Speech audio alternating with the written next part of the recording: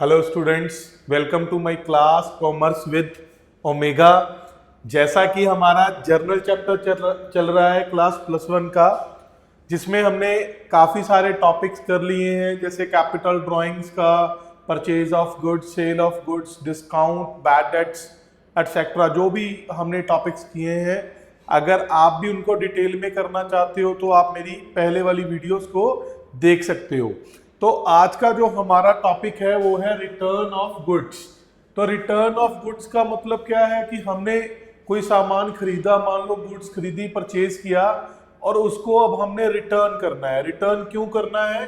क्योंकि वो as per specification नहीं आया, एज पर आर नीड नहीं आया, या फिर जो सैंपल दिखाया था उसके अकॉर्डिंग नहीं आया, तो या फिर ब्रेकेज होगी, कुछ भी कोई भी रीजन हो सकता है। तो अगर हम कोई गुड्स को रिटर्न कर रहे हैं तो हम उसकी जर्नल एंट्री कैसे पास करेंगे, तो आज का हमारा टॉपिक है ये।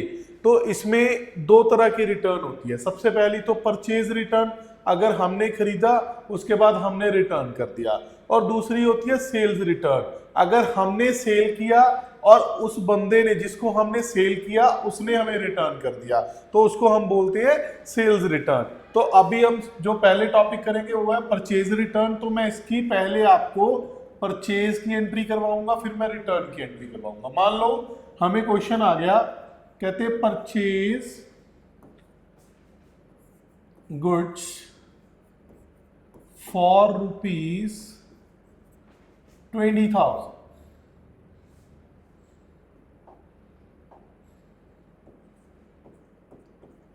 20,000 की गुड्स हमने खरीदी और इस पे हमें मिल गया जी ट्रेड डिस्काउंट। कितना मिल गया? Trade discount at 10%। 10% हमें मिल गया ट्रेड डिस्काउंट। तो हमने बेसिकली समझना है कि हमने जो गुड्स खरीदी हैं वो कितने की पड़ी है। तो जो डिस्काउंट मैंने आपको पहले से ही करवा रखा है, आपको पता है कि क्या करना है। फिर भी अगर आपने टॉपिक नहीं किया तो आप मेरी पहले वाली वीडियो में जरूर देखें। तो 20,000 का जब मैंने 10% किया तो आ गया 2,000। तो मुझे ये गुड्स कितने की पड़ी? परचेज अकाउंट डेबिट टू, मान लो मैंने फ्रॉम रोहित, वैसे मैंने नगद की एंट्री लिखी थी, अगर इतना ही दिया होता तो मैं नगद की एंट्री डालता। तो अब मैंने रोहित से खरीदा है तो मैंने रोहित का नाम लिख लिया, ठीक है ना। तो कितना आ गया? 18,000। हमने डिस्काउंट को शो नहीं करना। क्यों नहीं करना वो मैंने आपको डिस्काउंट वाले टॉपिक की वीडियो में बता रखा है, ठीक है ना, कौन से डिस्काउंट को शो करना है, कौन से को नहीं करना। तो अब हमारे पास आ गया 50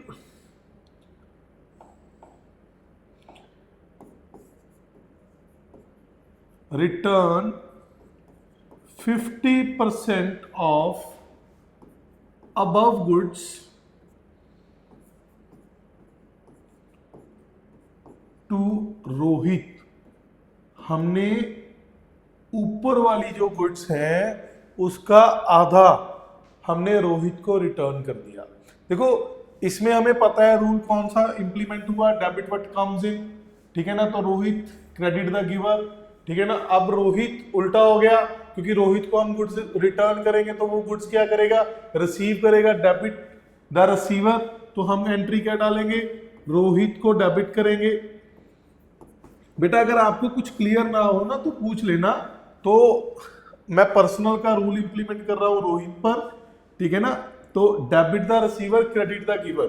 अभी रोहित रिसीवर है, यहाँ पर गिवर था, वो हमें गुड्स सेल कर रहा था तो हमें गुड्स मिल रही थी, और यहाँ पे हमने उसको रिटर्न की तो उसको गुड्स मिल रही हैं। यहाँ पे वो दे रहा था गुड्स, यहाँ पे ले रहा है।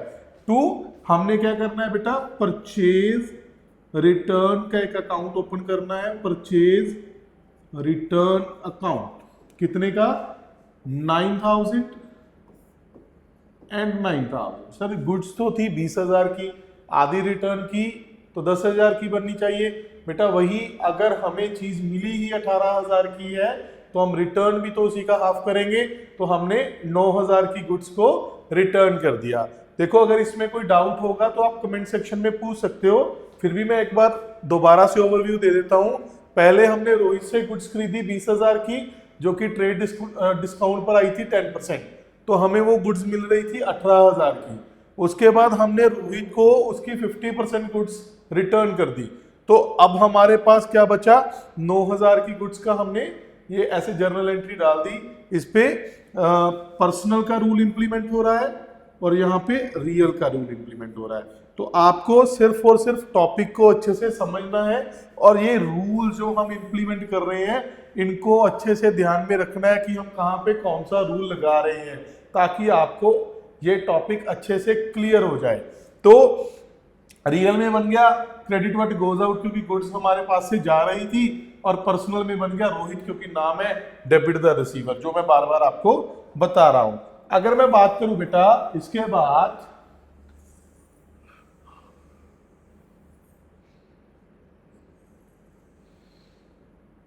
अगर मैं बात करूं बेटा इसके बाद सेल्स रिटर्न की, तो मान लो sold goods for ₹60,000 to Mohit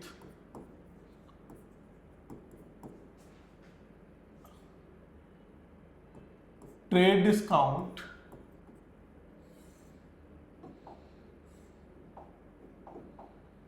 trade discount 5% इस पे हमने दिया है, ट्रेड डिस्काउंट अलाउड 5%, ठीक है ना। तो मैंने ट्रेड डिस्काउंट 5% किया, 60,000 का 5% आ गया 3,000। तो हमने गुड्स कितने की सेल की मोहित को, Mohit is the receiver and goods हमारे पास से हो रही है गोज आउट। तो दो ही रूल इंप्लीमेंट हो रहे हैं यहाँ पर, एक पर्सनल और एक हो रहा है रियल का। गुड्स जा रही हैं, फिजिकल चीजें हैं हमारे पास से जा रही हैं और Mohit is the receiver, that's why हम एंट्री क्या डालेंगे, मोहित। वही सेल की एंट्री है बेटा, हमने टॉपिक कर रखा है ये वाला, मोहित डेबिट कितने से 57,000 से। क्यों, क्योंकि बेटा 5% लग गया ट्रेड डिस्काउंट टू सेल्स,